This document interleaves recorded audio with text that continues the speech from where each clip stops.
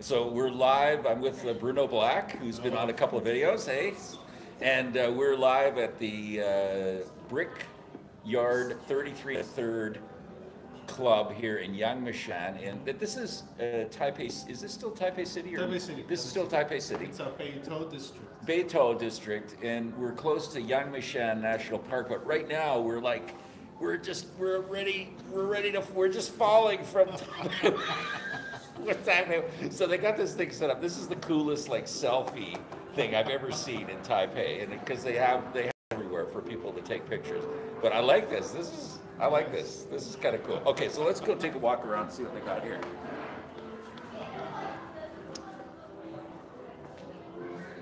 So introduce yourself to my tribe.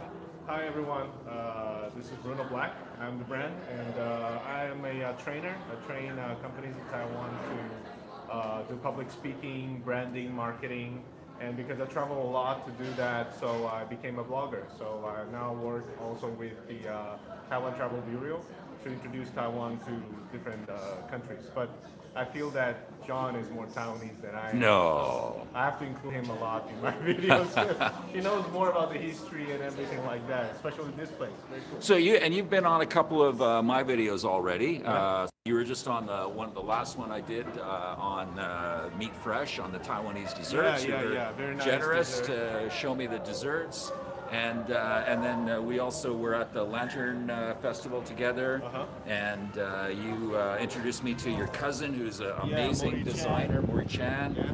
and now we're up in this Yangmi neighborhood here. Now this is this is actually, if you go back to one of my videos on my channel, I featured this. I published it last year on my channel about the history of this place, and it's a pretty unique place in Taiwan because it almost looks like you're in a small town in the USA, because this place was originally established as a residence for foreigners, for American service people and their families to live here, because in the 1950s there was a real threat of communism spreading throughout Southeast Asia and East Asia. So the Americans wanted to fight back on that, so they sent a lot of consultants here, military consultants here, to live and help Taiwan, the Republic of China, and be sort of a base here. And then at one time, there was actually up to 200,000 Americans here during the Vietnam War, because this was a place where they came to rest. They had forces here, they had a base here. Yeah. But this is what's really cool. It's these old homes. This is actually probably occupied by somebody, this particular home here. It's more like a private residence. Yeah, private residence, but some of them are cafes. I love these cafes. Yeah. There's actually, and there's another, this is an old house here that they're rebuilding. That's kind of almost more Japanese style. But most of these are the old American style, so it looks like a little town in USA, and they wanted to make people feel really comfortable here. And so as you see, we'll show another home. They actually have you ever seen a house in Taiwan with a chimney? No, we don't need that. But they have these homes here because, people came from all parts of the United States, and they probably had a chimney in their house, a fireplace, so they wanted people to feel at home here. So they actually, you can see right there, this house has a chimney, which is very non-Asian for sure. And but this is a cafe here. They've got an old MGB sports car. 1942. Yeah. That's a nice car. Yeah, an old MGB sports car here with the British flag. But there's an American flag there. There's American flags. They have a lot of the cafes have a American flag around here, just as a reminder that Americans used to live here. And some Americans still live here from the American Institute of Taiwan, the de facto embassy. Some of them live up here. I know there's another restaurant called Spotlight. It's Okay. very close to the place you live. That used to be the American Embassy. That's right, the White House. It was the American Embassy, and it was also the home of the U.S. Ambassador. So in the or the it I'm was too the short, people. That's I need funny. a wide angle. There we go. I'm sorry. I'll just That's tip my it. problem. How about if I tip it like this? People will There be we like watching your phone, like, tipping their I'm sorry. laptop.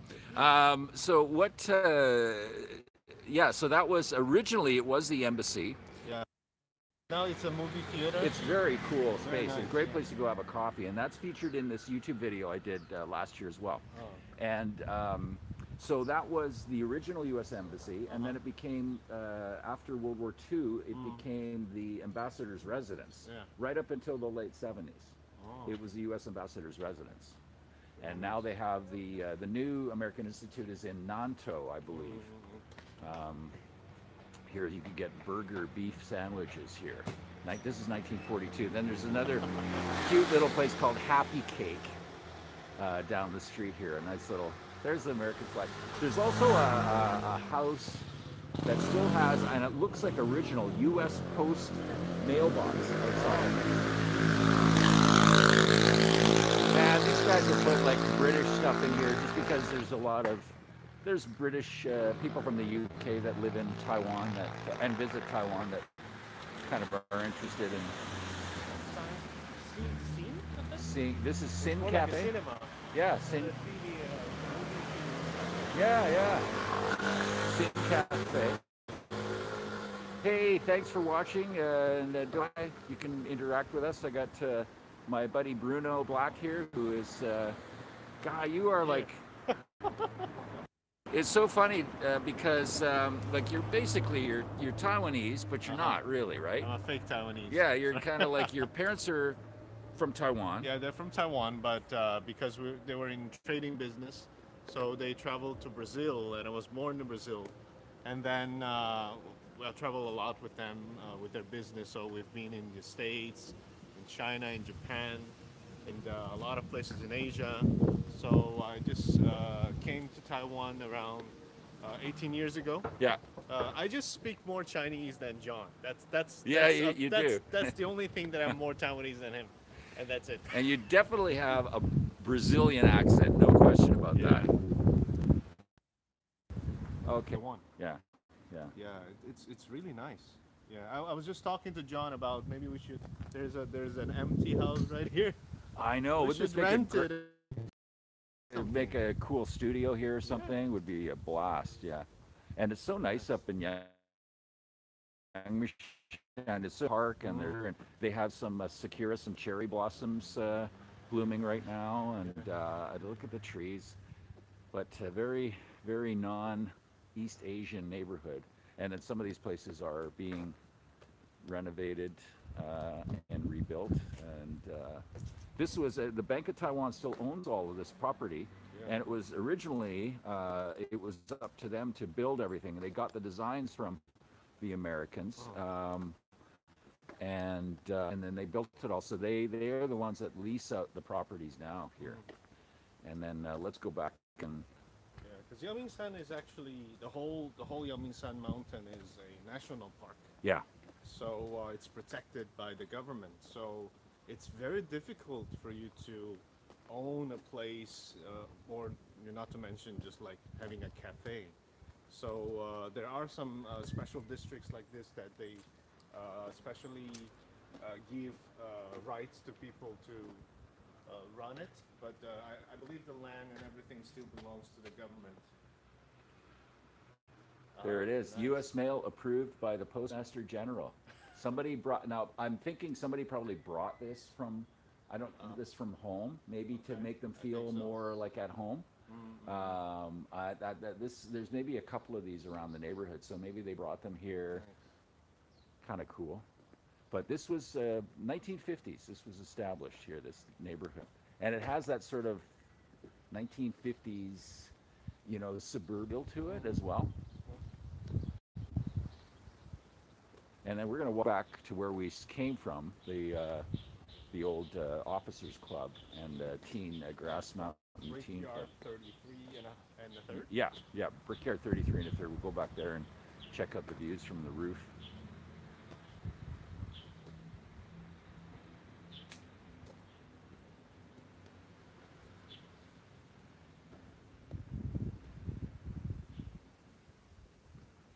nice and quiet place. I know. It's so different from Taipei City. But this is the beautiful thing about Taiwan. It's like you want like busy urban areas. It's Taipei 101 is just like 20 minutes, 10 minutes away. Yeah. Being in the mountain, quiet place, you know, in the middle of the nature.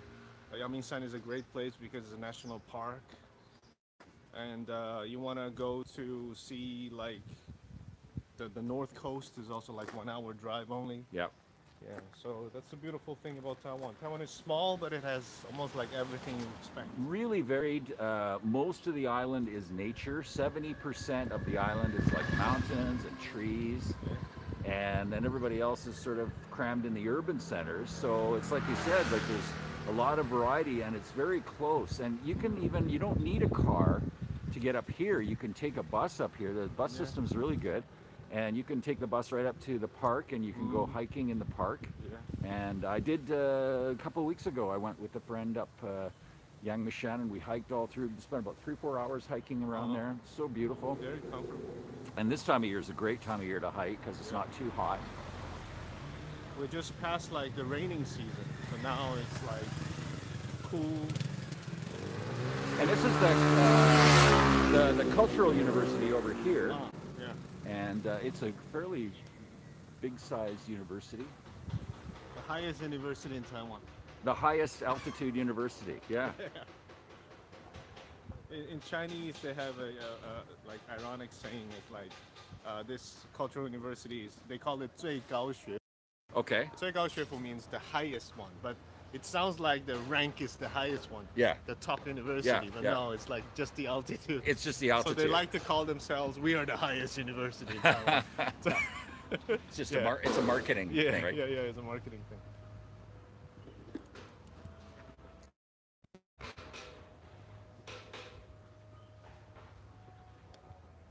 Oh, I don't want to work today. No, I mean when you come up and you feel relaxed here, and you just I yeah. wish I could cancel my meeting later.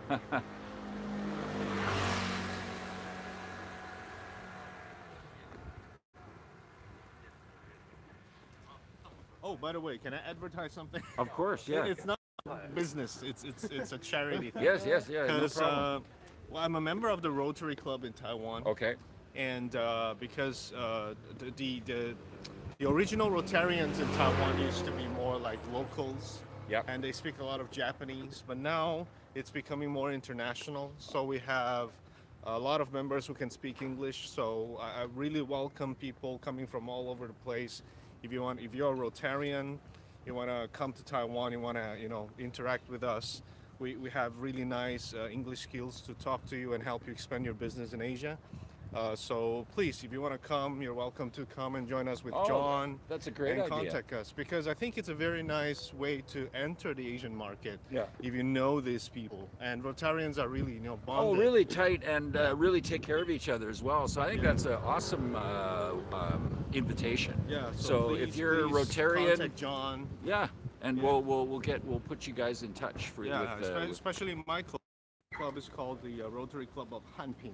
okay. Taipei Hanping. I can give the links to Yeah, John. yeah, later. we'll put it in the YouTube notes Yeah, here. we have in the several members broadcast. that speak really nice English. They are from all over the place as well. So let's just walk through the club here.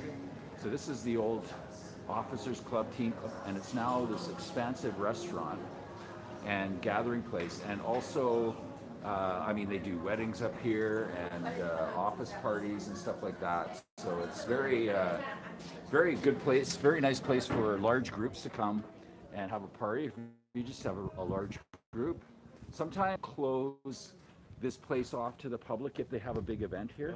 So you just have to make sure if you're coming up here like in the evening or something for dinner, just make sure you make some reservations ahead of time, I think, because some nights there you might get up here, come all the way up here, and they might be closed because they have a private function. So just something to keep in mind. But what I wanted to do is just kind of end the video off on the roof here. This nice view of Brickyard 33 1/3 and Yangmingshan National Park. because this is what, like Bruno. I don't know. I mean, you probably do a lot of live streams around the city, right? Yeah, yeah, Like, but I mean, we're only showing a small part of Taiwan when we do yeah, that with people. And this is what I wanted to share with people is this like is just, and this is right close to Taipei City, yeah. Just 15 minutes drive, 20 minutes drive from Taipei 101. and you can be up in the mountains here hiking these beautiful mountains and get great Fresh views. air. Yeah. So okay, and this is the whole complex here. So I think we That used to be a conc- swimming pool. concluded this was the old swimming pool. Now it's just kind of like a reflection pool, and then this is a big sort of like a another clubhouse, but it's like a bar and place where you can have parties and stuff. And then they have a little museum down here, and and they have a vinyl cafe as well, or a place you can go and listen to vinyl music. So so that's it. So cool for